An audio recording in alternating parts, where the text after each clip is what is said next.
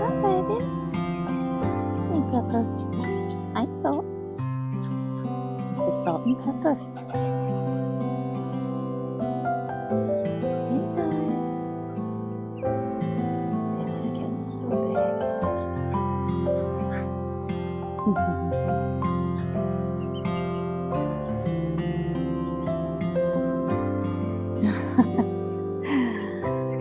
Luna and Donut. Hi, guys. And Lotte. What are you doing in there? Huh? Smart ones are hanging out here. Hi, babies. Getting so big so quick. Hello, flower friends. I thought it was time for a little bit of an update. We've had a lot of rain here recently, and I know I haven't done any videos, so I think it's time for a few updates. So while from a distance it doesn't look like there's much going on, when we come in close we can see there is things going on and growing in the garden. So I did come out here a couple days ago and I planted the cosmos that I had pre-sprouted in the second bed here. And the reason I did that was because honestly they were just getting way too big inside, and I ended up actually losing a couple because they were just getting root bound in their tray. So it was high time that I got them out here. So here is the first succession of cosmos, and we had a bunch of rain this morning. We had a bunch of rain the past couple days, and it's so crazy how after a little bit of rain and then the sun comes out that just everything just goes crazy. It just looks like life has just sprung into everything, and there's just something about an actual rain. No matter how much you come in here and run your drip system or you water things, it's just something about Mother Nature doing the watering that just makes such a huge difference. Down here we have the snapdragons, and these first three here are the ones that I started from seed indoors, and I have more inside that once they get a little bit bigger, I'm going to go ahead and bring them outside as well. And then the back here, look at these guys. These are the ones that I thought had completely died in that frost, but they came back. Shows the resilience of these guys. They came back, and these guys were actually pinched off. So we do see we have 2 sprouts coming in on these guys. While this wasn't quite the snapdragon bed of my dreams for this year, I'm going to call this a win, because last year I was not able to grow anything from seed. I ended up buying 3 cut flower varieties of snapdragons, and I put them in my bed. And those 3 plants that I bought produced a lot of flowers. So the reality is we have 1, 2, 3, 4, 5. We have 15 snapdragons here, not counting the ones that I will be bringing in eventually from inside. And that's quite a bit. That's going to produce a lot of gorgeous flowers. Moving on down the bed here, the Orlaya again. I'm not even sure how different this is from the last video I did, but look at this. It is just taking off. It's getting a little bit of vertical growth to it, so it's not just laying on the ground. So I'm really excited to see how these guys come up. And then moving on down, can you guys believe this? The sweet peas that I was kind of like, I don't know if these are ever going to take off, or finally taking off. Look at this growth here. It's absolutely amazing. Look at all the little tendrils that are coming out here. I finally have enough length that I can come in here and push these guys up. But they are finally just getting lush and green and thick. And hopefully someday soon here, we're going to start seeing buds off of this guy. Pretty exciting. Again, for a while there, I wasn't quite so sure they were going to make it. But they are just finally starting to take off. So that's super, super exciting. Coming on over here to the yarrow. Again, these guys are finally starting to get some vertical growth to them. I hope that we'll actually get flowers out of these this year, because again, my perennialized yarrow that is out in front of my house, I'll have to insert a picture in here for you guys to see. It is literally about to burst with blossoms. But again, that is also a perennialized, well-established plant. So I guess I should expect that of that. Moving on down the row here, the Ranunculous. We're still not quite so sure if this is going to be a success or not. Now we do have plants coming up. We have had a couple of cooler days and cooler nights here, so that should keep these guys happy. And again, only 4 of these were plants that I purchased. Everything else in here I did start from corms. Further down the bed were the ones that were not quite as pre-sprouted. So we shall see. In general, we do have a little bit of growth on them. And the rest of this bed is Ranunculous. There's already a few spots I can tell where they're just not going to come up, and that's okay. In this bed, this is new to you guys. This is the original bed number 3, now bed number 4. I've started planting in these 3 beds because they already have drip land to them. Again, Dale added the first bed down there this year, and bed number 5 up here. I still have dahlias to get in the ground and a couple of other things. So bed number 1 typically becomes the sunflower bed. So I'll be doing all of my successions of pro-cut sunflowers in that one. Bed number 5 is probably going to end up housing a lot of the dahlia tubers, which do kind of need to go in the ground soon.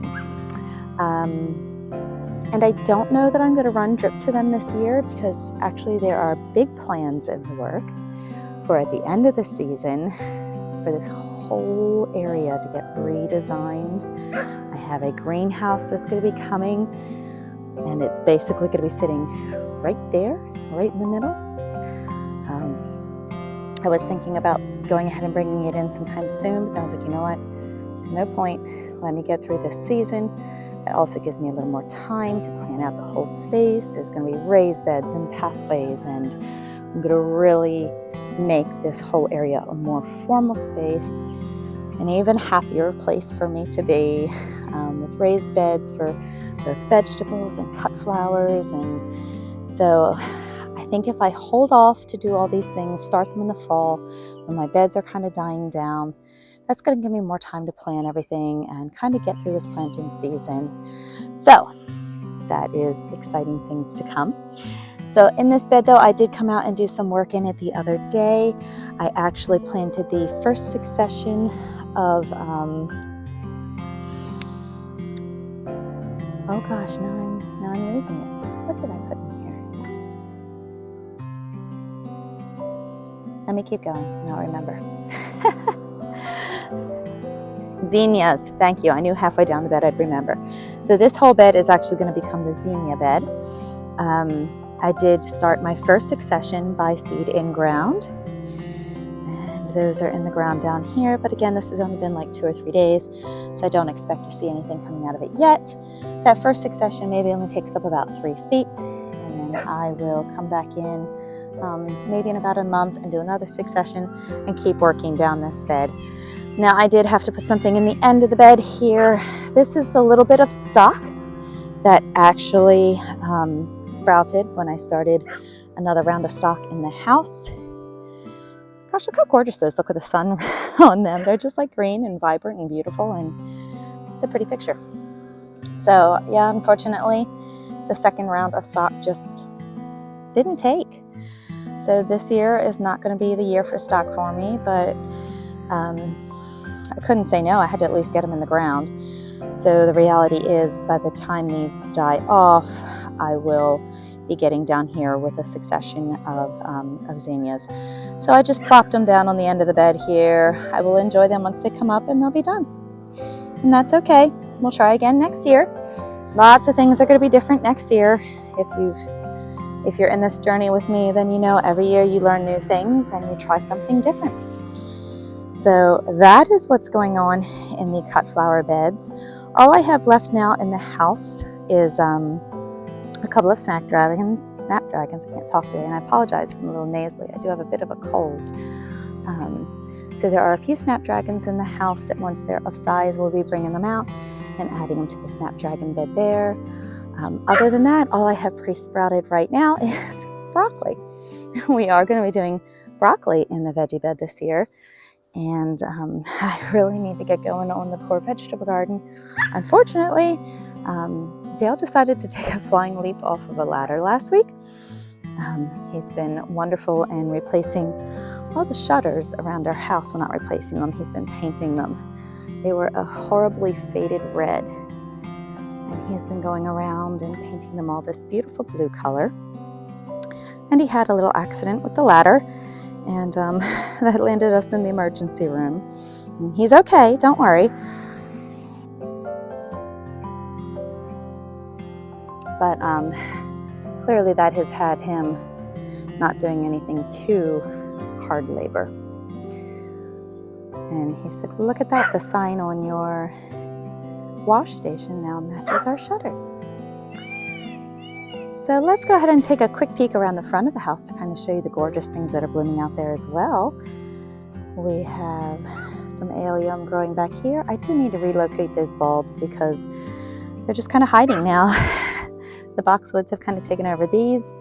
This side of the house still needs to be done. I have done absolutely nothing over here.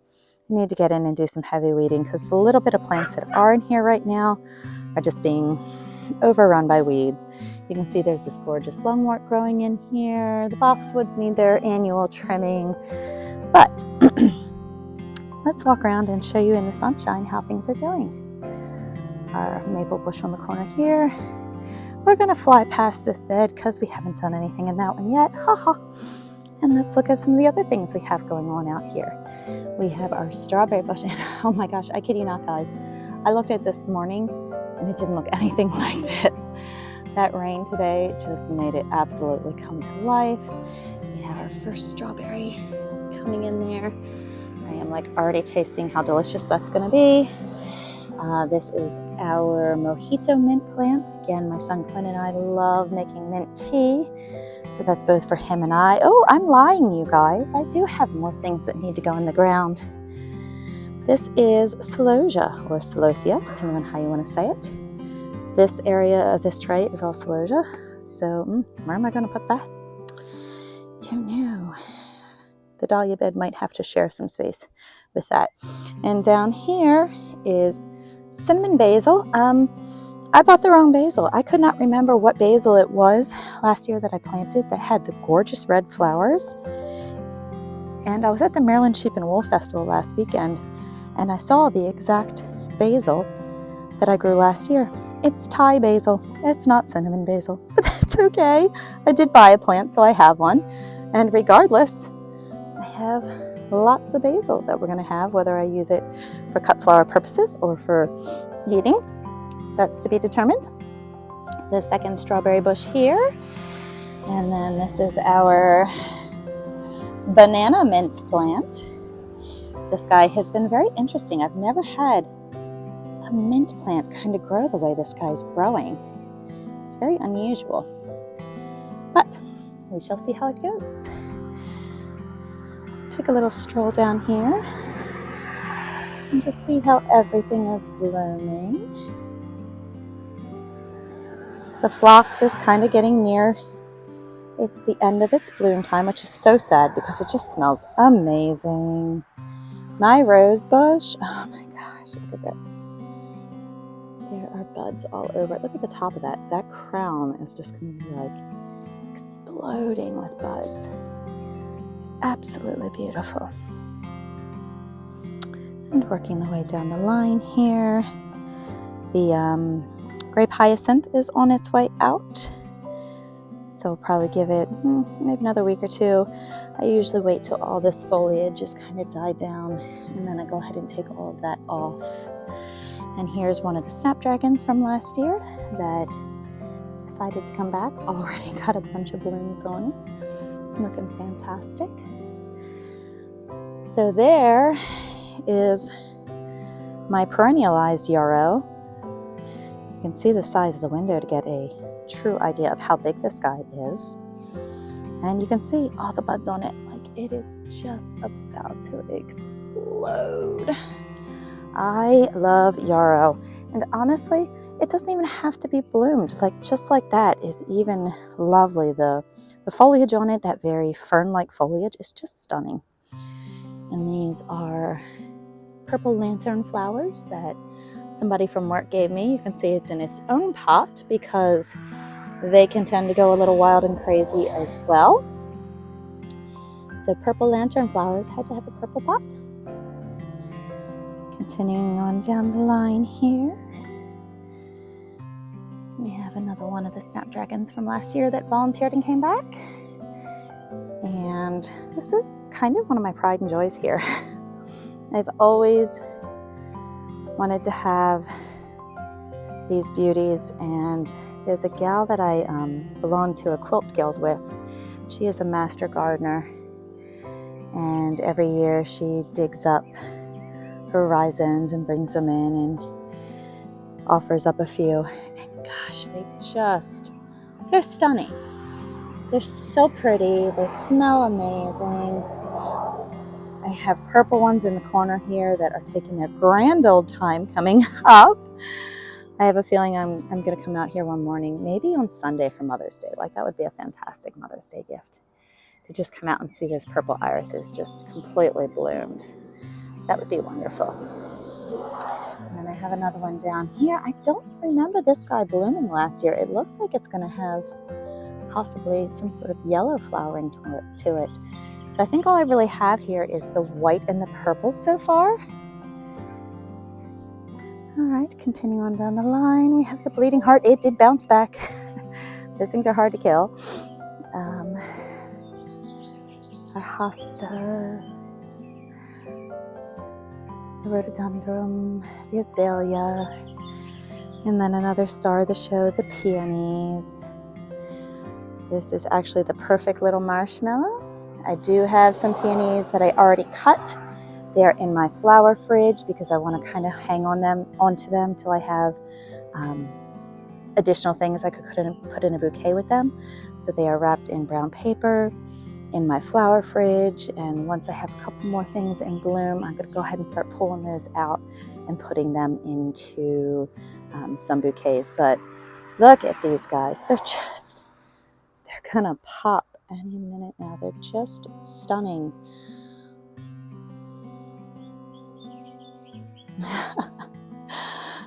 They're competing with this bleeding heart over here. So there we have it, folks. This is everything we have going on plant-wise here. And the front of the house, I guess I should show, since Dale risked his life for the beauty of my home. But the shutters just look absolutely amazing. He did a fantastic job, and it just totally transformed my house. These boxes along the front of the house here, I have not yet quite decided what I'm going to put in them. I was actually auditioning these out here. Oh, looks like we need to weed whack around them. I work at a quilting store, as I've mentioned before, and there is a sewing machine that we get. It's called a long arm sewing machine, and parts for that machine ship in these 12-foot crates. And I looked at those and said, what are we going to do with them? And he said, I'm either going to put them in the dumpster or burn them. And I said, no, you're not. They'd make great planters.